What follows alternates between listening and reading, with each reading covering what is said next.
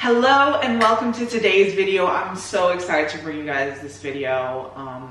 I had this epiphany moment today. This is what I'm going to share with you in this video isn't something new to me, but it really just hit me as a reminder today. What I'm about to share with you saved my life, and I'm sharing it with you, one, just for overall life application, and two, specifically since we talk about nutrition and fitness and that journey on this channel. So if this is your first time listening, by the way, my name is Alexa Taylor. So here I talk all things self-discipline. I talk all things sustainable fitness. I'm all about making the process a lot more easier. So if you're doing something right now that's distracting, I really encourage you to take a moment to fully grasp what I'm saying. And if you think you're understanding what I'm saying, I prefer or encourage you to question whether you actually grasp it first before you fully realize that you did. So today I want to talk about the fact that normal is subjective, but that doesn't sell. So commonly in social interactions, as we're conditioned socially, as we're sold things in our environment, we are given the indirect message. I'm not saying it's directly told that this is normal, but indirectly that there is a set, fixed point of normal. Quick note, if anything, normal can be said to be that which a majority of people have come to accept as true. Thus, they've made it a self-fulfilling prophecy, and it then becomes a majority due to social conditioning. So we're able to point to it and say, well, that happens at a higher frequency. But it doesn't necessarily mean that in the absence of our interference, that thing would continue to persist. And what I want to communicate is that normal can be anything you want. It is subjective.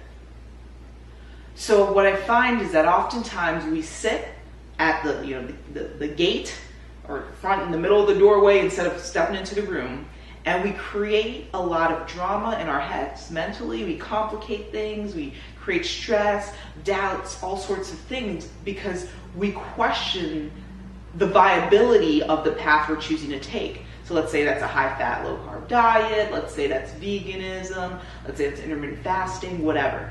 Because we think that there's a right or a wrong, even though we may not be aware that's actually what we think, okay?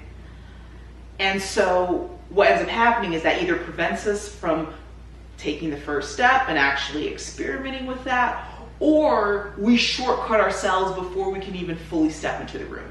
We step one foot into the doorway, and because we're second guessing it, because we're so attached to the subconscious idea that there's normal, we inevitably sabotage ourselves. We don't see results quick enough, or we're highly perceptive to the fall because we already assume that it's not going to work because we assume it's not normal. And so any sort of fall, we quickly retreat out the doorway.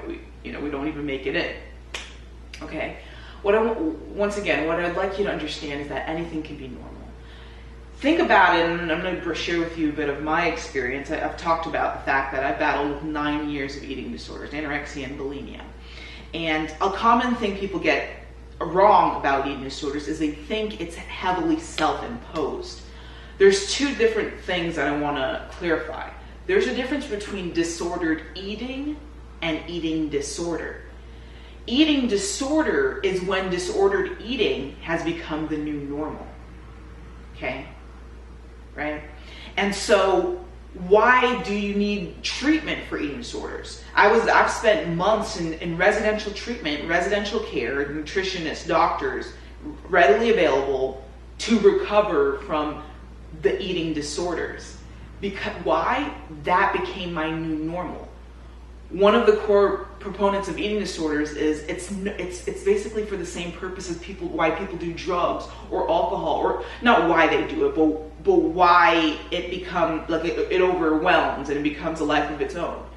That became their new normal.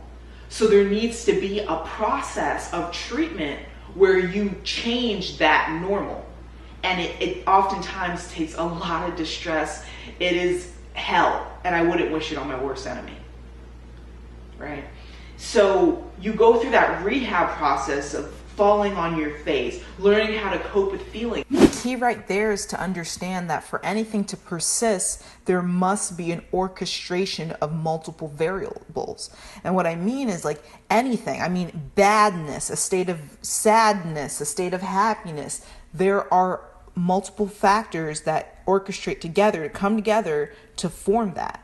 And so in order to change that, your environment, your physical environment, your social environment, to change your psychology, to change your what has become like a physiological dependence, that takes time. For example, you're starting a new diet. It's going to take time for you, that ease to come in, because the people around you need to get used to your new diet. The way you approach living, what you do in the morning may change, and then, what you do in the evening may change. When you do a certain thing may change. Your body literally has to adapt. You become fat adapted and starting to burn ketones for fuel. All these things take time.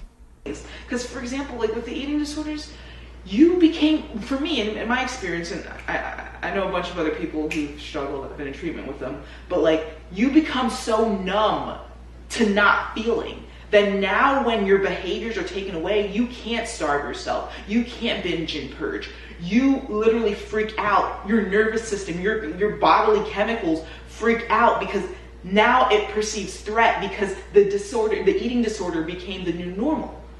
The drugs in your system became the new normal. Alcohol in your system became the new normal. Now in the absence of it, it flips out. Get what I'm saying? Normal is subjective. I just want to go back to that and repeat that for a second. So in order to create a new normal for eating disorder treatment, for alcohol treatment, for drug treatment, you need to create that new normal, remove those things and create a new coping. So why I bring this up is that twofold. I hope it does two things. I hope it helps you to develop two understandings.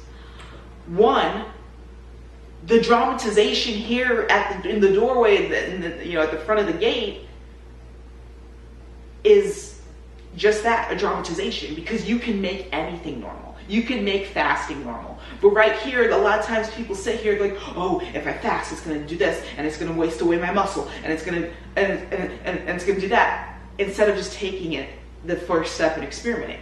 By the way, that doesn't mean that there aren't going to be effects. I nearly lost my life to that, to eating disorders. I lost friends to eating disorders.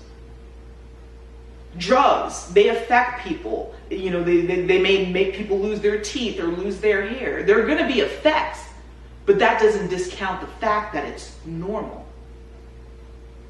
Normal, when I use that word, maybe I should have said this earlier, means ease and continuation.